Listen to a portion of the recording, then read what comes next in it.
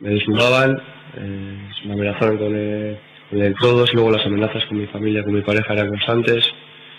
Me pusieron la bolsa, me ponían mucho calor a poca distancia durante mucho tiempo también, un foco de calor.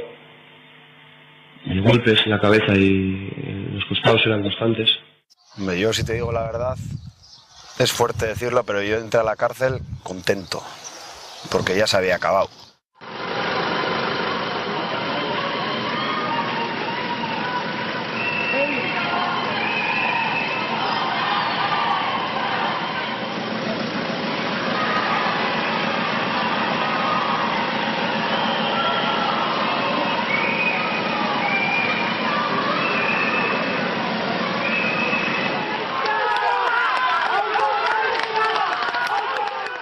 A mí me tuvieron en el suelo con una pistola a la cabeza, bueno, pues rompieron la cama de nuestro matrimonio, rompieron la cama, la casa dejaron hecho un Cristo, es cierto, o sea, paredes, golpes, todo fue muy duro. Yo estaba continuamente con los policías por toda la casa y mi hijo el pequeño sentado en un sofá con un guardia civil, con la metralleta apuntándole, pues durante 5 horas, continuamente. El momento de la detención fue muy agresiva. Yo estaba solo en casa y de repente estás durmiendo plácidamente y de repente abres un ojo y ves 10 lucecitas que te están apuntando a la cabeza, que son 10 armas largas, con 10 tíos vestidos como Robocop, que te tiran al suelo, te pegan una paliza y desde el primer momento te quieren dejar claro de quiénes son y que tienes 120 horas de incomunicación por delante con ellos, ¿no? Me pusieron una pistola en la cabeza y las amenazas fueron constantes. Recibía golpes de todos los tipos. Puñetazos en la tripa, con la mano abierta en la cabeza, patadas en los testículos. Me hicieron simulación de ponerme los electrodos y me dejaron totalmente descolocado.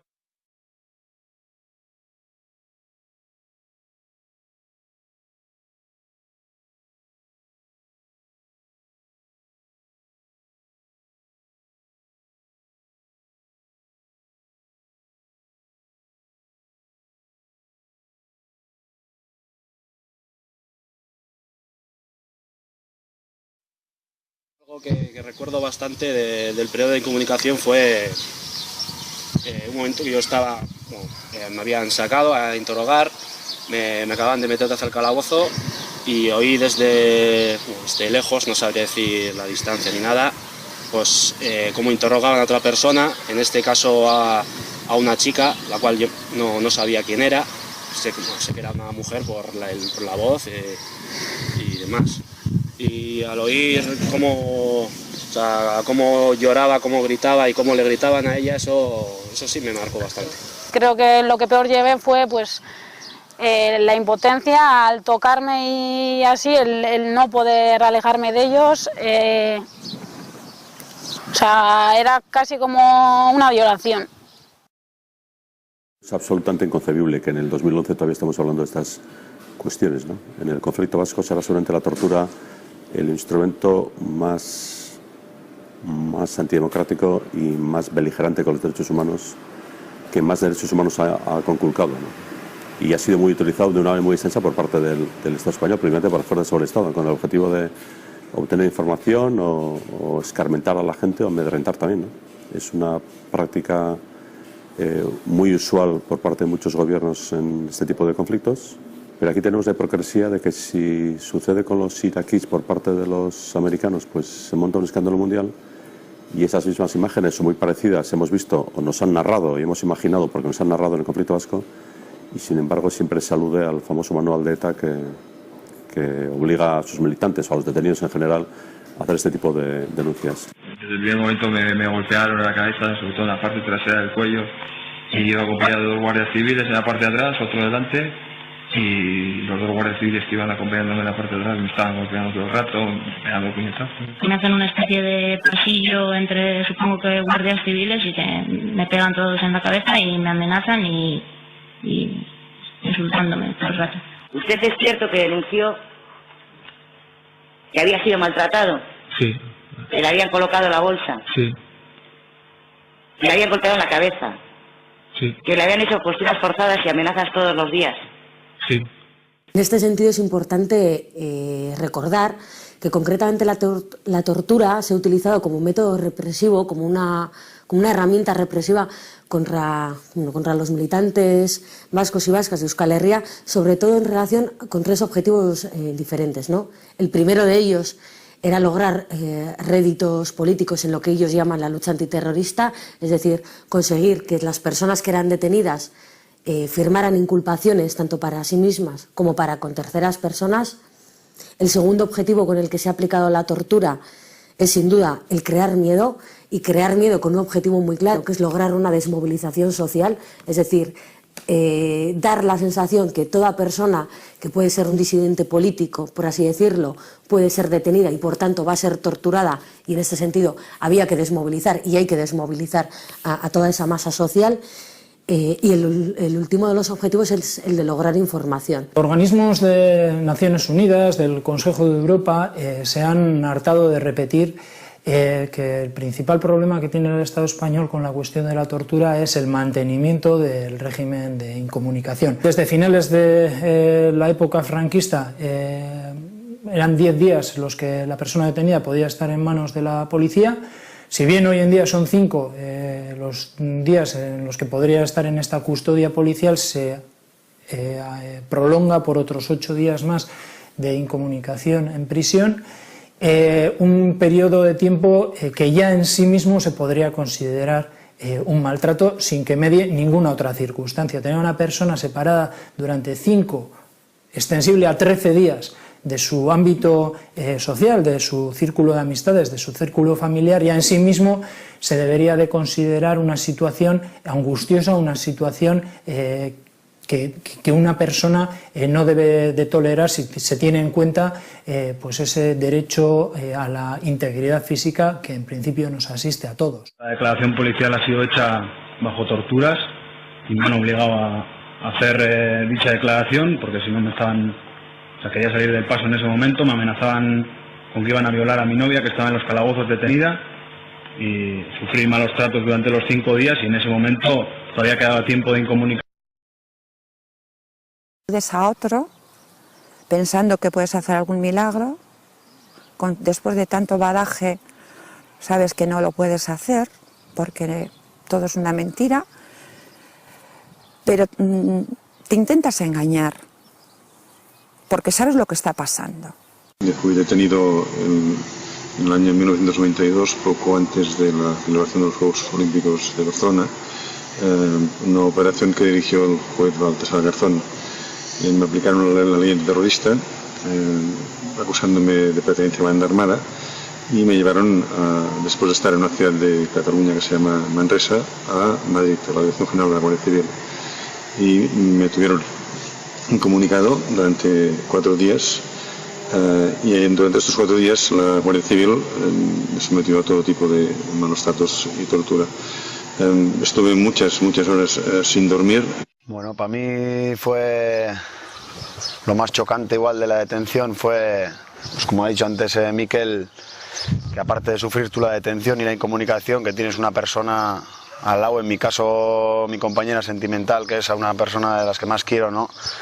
Tenerla al lado, en el calabozo al lado y saber que ella está sufriendo lo mismo que tú en ese momento, pues es una carga moral doble que tienes que llevar durante los 5 días, ¿no? Me sometieron a como tres sesiones de interrogatorios, todas más o menos eran muy parecidas, aparte de los golpes y flexiones y la bolsa de plástico.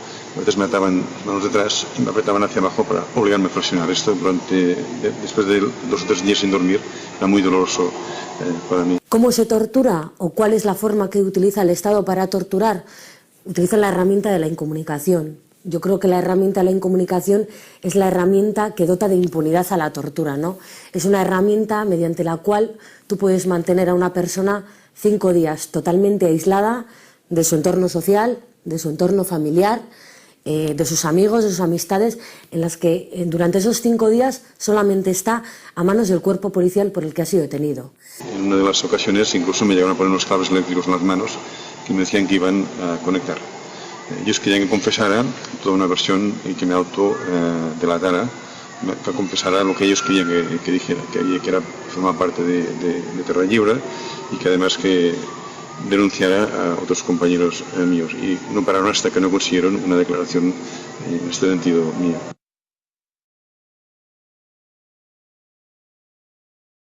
El juez instructor Baltasar Garzón, mediante auto de 22 de julio, decretó que se tomaran ciertas medidas para prevenir pues en casos de malos tratos y torturas.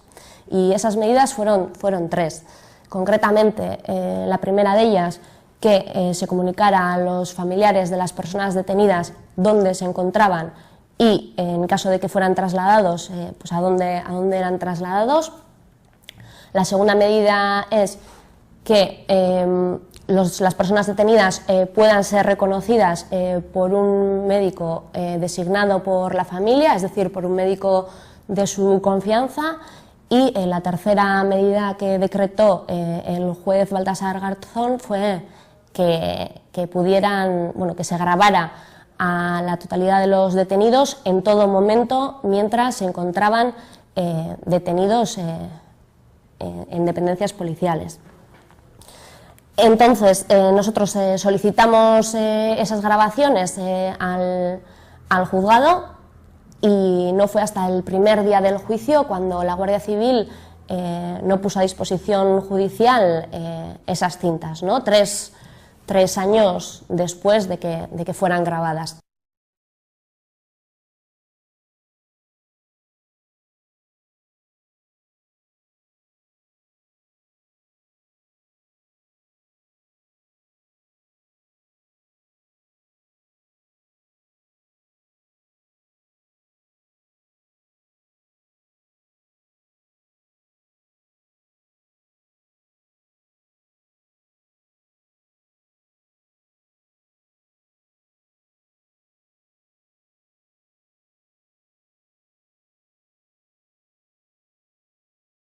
Tras el análisis de ese vídeo, lo que concluimos fue algo muy claro.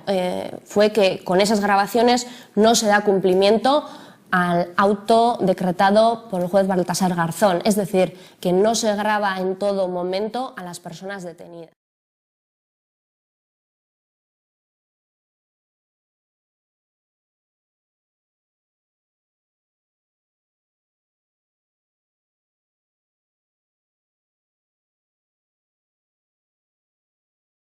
Ya, pero es que yo por eso le insisto, porque es que el juez lo que les dice en su auto es que se grabe el lugar de detención y condiciones del mismo, el lugar entero, no solo un acceso, y por otro lado le dice que graben de cada uno de los detenidos durante todo el tiempo que permanezcan estos en dicha situación. ¿Por qué no realizan esto? Eso lo realizan la grabación del pasillo. Porque el auto dice que se grabe en todo lugar y en todo momento a las personas detenidas, y eso no es así. Solamente está grabado una zona muy concreta, la zona donde se encuentran las personas en el momento de estar detenidas, los calabozos y sus accesos. Por lo tanto, el auto se incumple.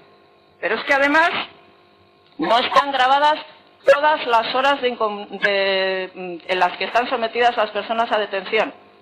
El auto dice en todo momento y durante todo el rato. Pues faltan horas. En lo que se nos ha enviado faltan horas. No hay sonido. Se ve que se abren las cancelas, se ve que se habla, se ve que se acompaña a la gente con gestos, pero no se sabe lo que se dice. Y los acusados denuncian amenazas. A lo largo del traslado, ¿ustedes grabaron la situación de Íñigo Gutiérrez? En el traslado no hay cámaras. La realidad es que la aplicación de protocolo Garzón en general no ha impedido nunca la práctica de las torturas a la persona detenida bajo régimen de comunicación, y en este caso es uno de los casos concretos en los cuales la aplicación de ese protocolo no evitó las torturas, como ahí consta con las denuncias de estas personas de haber sido objeto de torturas, a una de las cuales sigue todavía en investigación en los tribunales correspondientes. Hubo un caso de una persona que dijo que sí le habían golpeado en los testículos, donde le pudimos hacer la exploración. Hubo otra persona que tenía un hematoma en el ojo, que también le pudimos explorar porque más se veía a simple vista sin quitar la ropa. Y creo que en los forenses lo que habían puesto era que una picadura de insecto. El protocolo de Garzón realmente no es más que un intento de salvar la cara a la Audiencia Nacional frente a las múltiples críticas y denuncias internacionales de la persistencia y aplicación de la tortura y malos tratos a personas detenidas en régimen de comunicación en la Audiencia Nacional, por orden de jueces de la Audiencia Nacional. Solamente lo aplican 3 de los 6 jueces de instrucción centrales, pero ni siquiera en sus casos se ha constatado que no han servido para evitar las torturas y malos tratos. No se graba a pesar de la orden del juez, casi nunca se graban el periodo de incomunicación. Si se graban no es completo, hay saltos importantes en ese tiempo de detención incomunicada.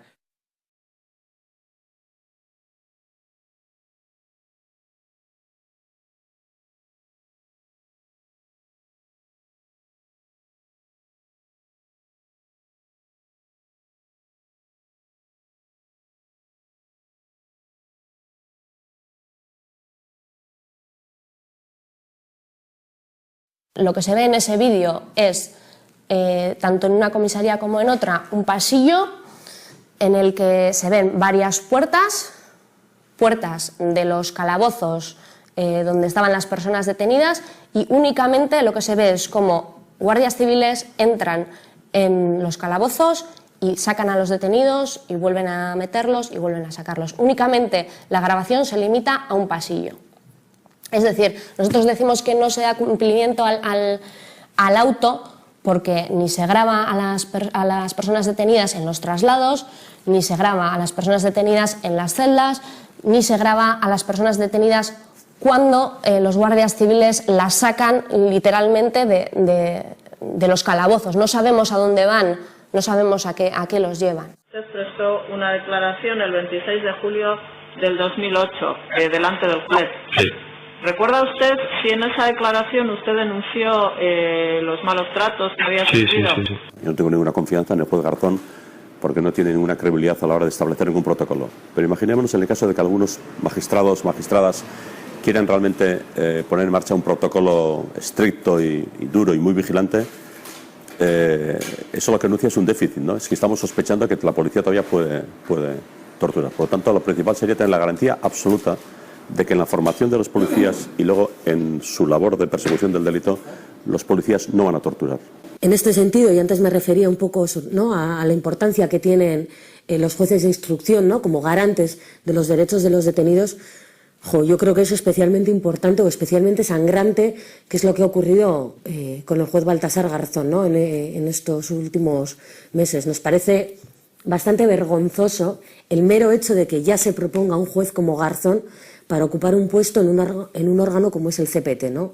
El CPT, para el que no conozca, es un órgano que depende del Consejo de Europa y es un órgano de prevención de tortura, ¿no? Sus propios nombres así lo dicen, ¿no? Es un Consejo de Prevención de Tortura y es un órgano que fiscaliza a nivel de la Unión Europea todo lo que tiene que ver con la tortura, ¿no? Tanto de medidas de prevención, de aplicación, denuncias que se reciben, etcétera, ¿no? Entonces, el mero hecho ya de haber propuesto a Garzón por parte del Estado español para ocupar ese cargo nos parece una vergüenza. Y el hecho de que no solo haya sido propuesto, sino que además haya sido elegido, nos parece especialmente sangrante e incluso de un cinismo que podríamos decir que no tiene parangón, ¿no?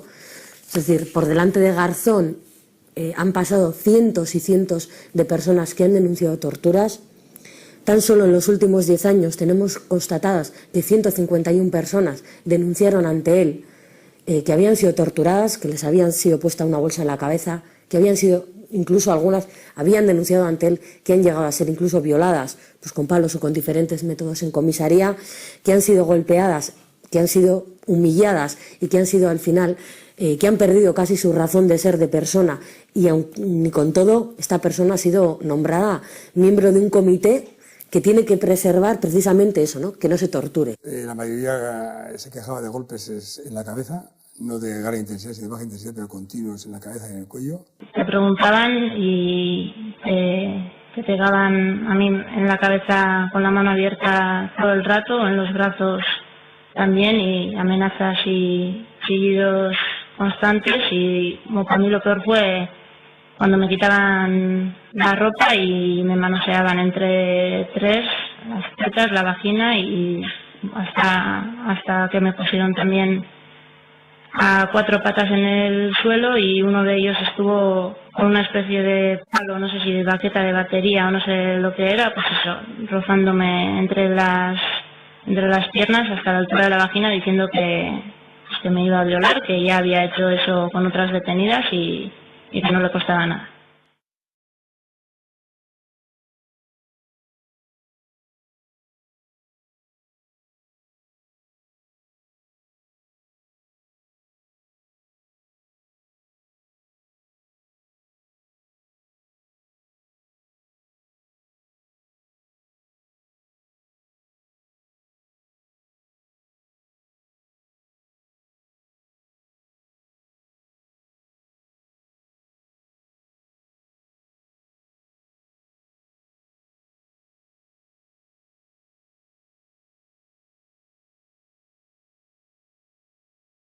En general, lo que muestran las imágenes es un trato indigno que es motivo suficiente para asegurar el maltrato de los detenidos y para que el juez, en su deber de salvaguardar la integridad de estos, también abriera una investigación por tratos inhumanos y degradantes.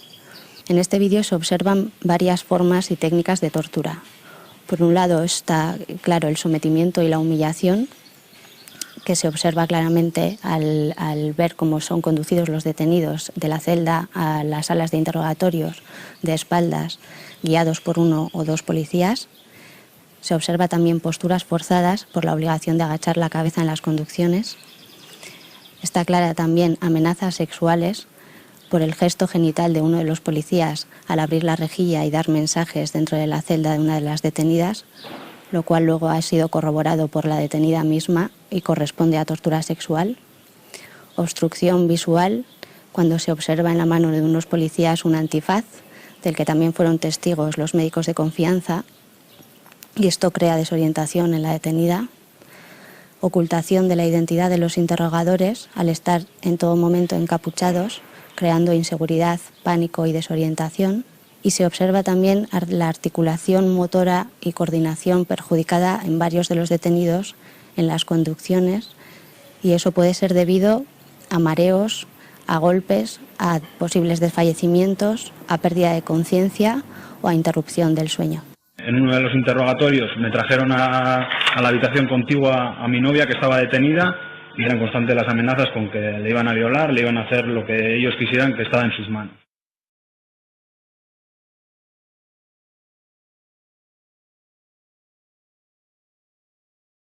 Meterme algo, como un tubo o algo por la vagina y no sé, o sea... Sí, por mi abogado, que el juez Garzón, delante de mi denuncia y de los otros compañeros, solicitó a la médico forense y al instructor de Guardia Civil un informe sobre nuestra denuncia de torturas. Y en el informe, firmado por el instructor de la Guardia Civil y la Leonor de Guevara, la médico forense, las conclusiones eran que todos los señales, todas las nafras, las señales que teníamos, las lesiones que teníamos en el cuerpo, eran producto de autolesiones.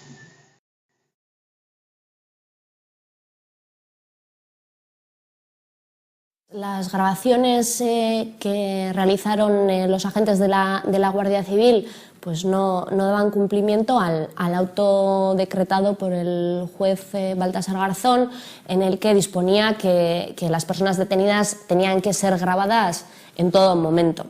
Aún así, nosotras entendemos que sí nos ofrece una información muy importante y una información objetiva que no se puede obviar, ¿no? Que es que hay un montón de salidas y entradas de las celdas que no tienen ningún tipo de justificación o no están recogidas en el procedimiento como diligencias realizadas por las personas detenidas.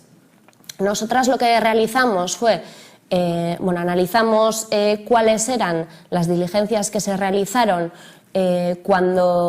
mientras las personas detenidas se encontraban en dependencias policiales, cuáles son las diligencias que constan en el atestado, es decir, que son pues la notificación del auto de incomunicación, la notificación de la prórroga del auto de incomunicación, la notificación de que a las personas detenidas de que estaban siendo grabadas y que había cámaras en las dependencias policiales, los reconocimientos forenses que teóricamente tenían que realizarse cada 8 horas y las declaraciones policiales.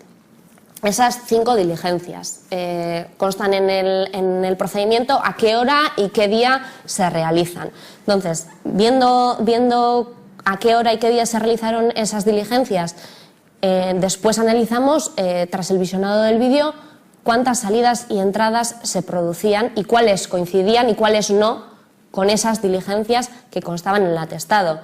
Y constatamos un hecho claro y objetivo, y es que hay un montón de salidas y entradas de todas las personas detenidas que no constan en el atestado, que no están documentadas en el atestado y que no son, por tanto, para realizar este tipo de diligencias, ¿no?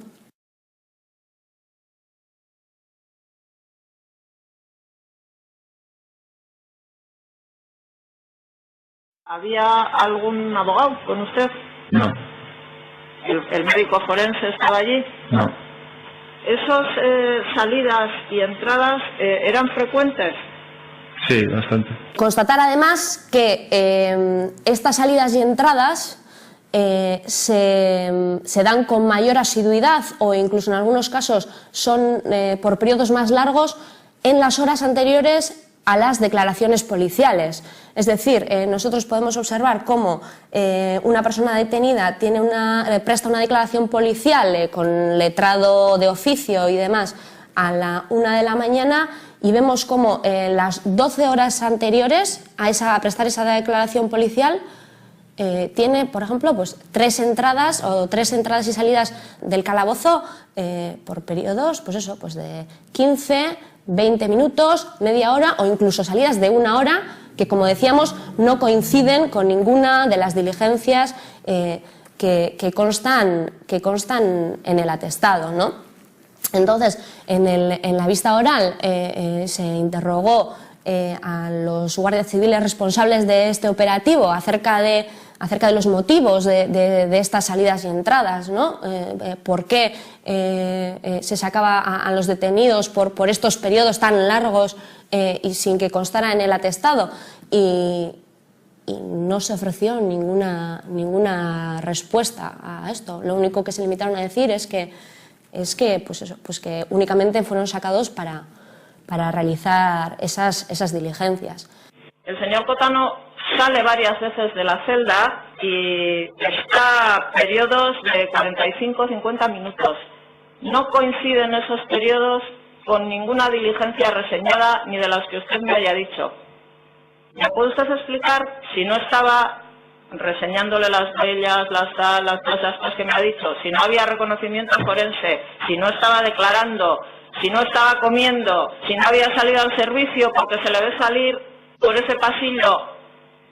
¿A dónde iba y dónde podía estar 45 minutos el señor Cotano? En concreto, en relación con el señor Cotano, están documentadas 16 diligencias, incluida la del ADN, que también aparece el día 26 de julio a las 5 de la madrugada, y constan 26 salidas de la celda.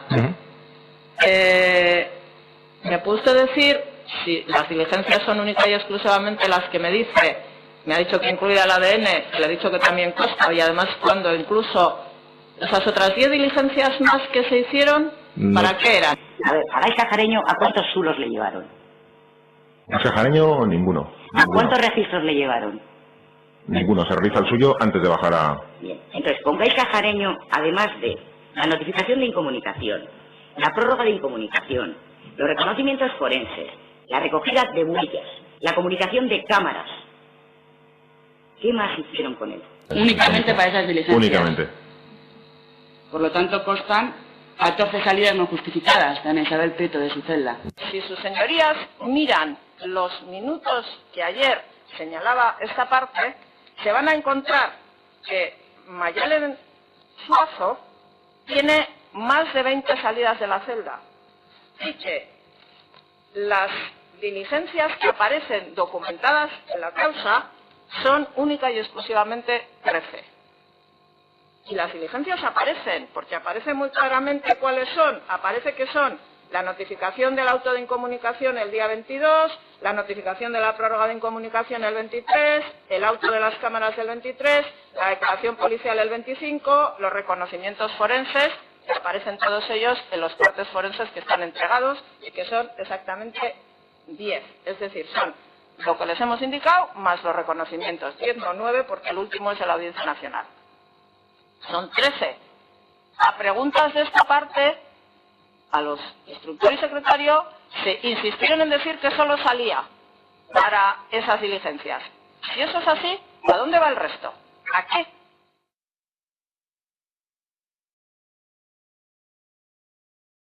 El estar 120 horas en manos de ellos sin ver nada, o sea, estar a oscuras. En el momento que entraban al calabozo para cualquier cosa, yo tenía que estar contra la pared, manos arriba y de espaldas a ellos. En ese momento me ponían un antifaz, me sacaban, y yo, el no ver nada durante ese periodo de incomunicación, pues es algo que recuerdo, o sea, que tengo un recuerdo así un poco amargo.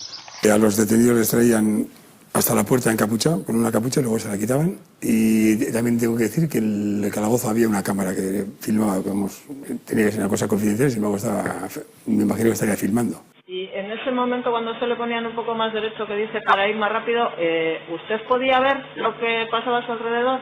No, porque justamente en ese momento en el que me ponía un poco más derecho, me ponían un antifaz. No veía nada porque me ponía un antifaz.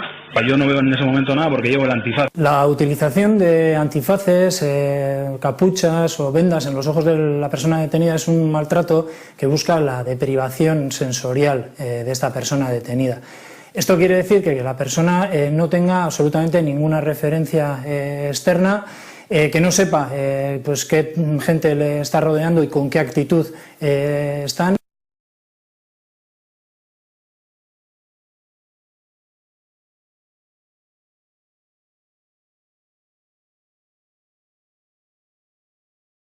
El relator contra la tortura de Naciones Unidas hizo una visita al Estado español y a Euskal Herria en el año 2003, publicando un informe contundente sobre la situación de la tortura, precisamente en este ámbito de la detención incomunicada.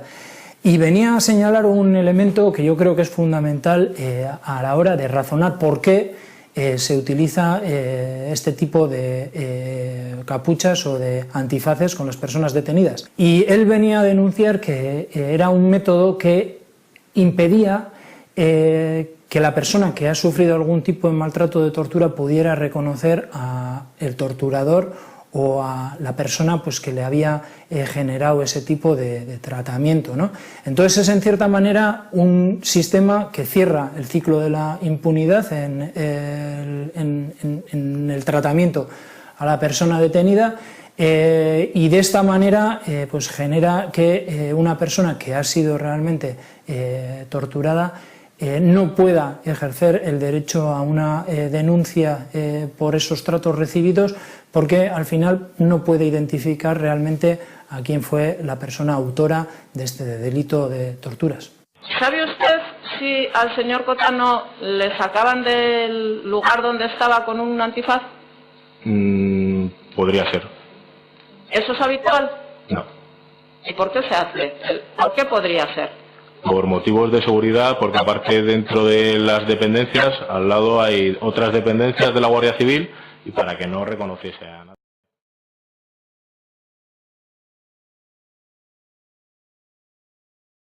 Y nos va a costar y nos vamos a ayudar unos a otros a superar eso. Pero no queremos que le vuelva a pasar a nadie más. En algunos casos se intentó a nivel individual ir más allá e intentar la vía de Estrasburgo sin ningún tipo de éxito.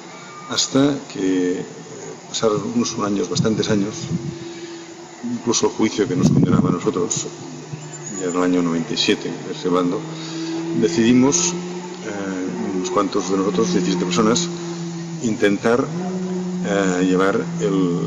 reabrir el caso de nuevo, aprovechando que la sentencia que nos condenaba permitía esta reapertura, ¿no? pesar de abrir el caso, a pesar de pedir que se volviera a investigar, no se investigó absolutamente nada. Se volvió otra vez a archivar, tanto la audiencia provincial como posteriormente como el recurso de amparo en el Tribunal Constitucional. En ese momento es cuando nos planteamos llevar el caso a Estrasburgo, pensando con el convencimiento que teníamos entonces de que sencillamente no lo conseguiríamos llegar ni tan solo a lo que nos emitieran a trámite nuestra denuncia. La sorpresa en positivo fue que fue emitida a trámite y que años después, en el 2003, el Estado español estaba sentado en el banquillo de los acusados, acusado por la vulneración del artículo número 2 de la Convención contra la Tortura. En la vista oral, el abogado del Estado intentó convencer a los jueces, al Tribunal Internacional de Estrasburgo, que nuestras declaraciones, nuestras denuncias contra el Estado español, todas eran mentira, que todos eran relatos falsos y que lo hacíamos como unas órdenes que nosotros teníamos de nuestras organizaciones para denunciar torturas sistemáticamente y desprestigiar la policía y la Guardia Civil. Lo que es cierto es que en la vista oral de Estrasburgo quedó en evidencia la poca consistencia de la defensa del abogado del Estado español. No se había revelado absolutamente nada. Era tal el convencimiento que tenía él de que ellos, cuando hablo de Dios me refiero al Estado español, tenían la verdad por simple hecho de tener la autoridad que se otorgaba, se representara al poder del Estado, que la defensa fue, francamente, salimos todos pensando que algunos abogados nos comentaban de que el caso estaba ganado. Nosotros no lo creíamos. De hecho, nos planteamos que haber llegado ya era una victoria. Nunca se había conseguido llegar a sentar al Estado español en el Tribunal Internacional de Estrasburgo por un tema relacionado con las torturas. Y lo cierto es que un año después, ya en el 2004, la sentencia nos daba la razón. El Estado español era condenado por la vulneración del artículo número 2 de la Convención contra la Tortura. Podemos luego discutir si son muchas, pocas, casos aislados o generalizados, pero hay que reconocer que la tortura se practica en el Estado español. Voluntad política, y esas que he dicho, y luego evidentemente una reparación a la víctima de la tortura que empieza por el reconocimiento de que esa persona ha sido torturada. Y el reconocimiento y la promesa de que no va a repetirse esa situación. Íñigo Gutiérrez Carrillo quiere añadir algo. Cais Cajarreño quiere añadir algo. Yadur Aristri. Con lo que se da por terminado el presente juicio declarándolo visto para sentencia. El público debe de salir.